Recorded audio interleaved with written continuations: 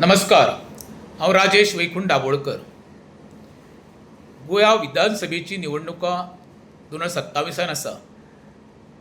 आतां खुबशे बेबे तयार जाल्ले आसा उडक्यो मारपाक आनी आपूण कसो बरो आनी आपूण जे पार्टीन वयता ते पार्टीक कसो लॉयल रावतलो हे सांगपाचे प्रयत्न करतले.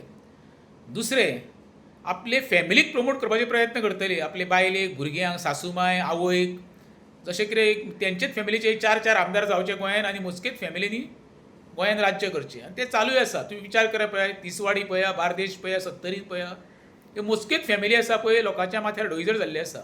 येणाऱ्या काळान हे मोठ्या प्रमाणांत आमचेर संकटूय येवपाचें आहा.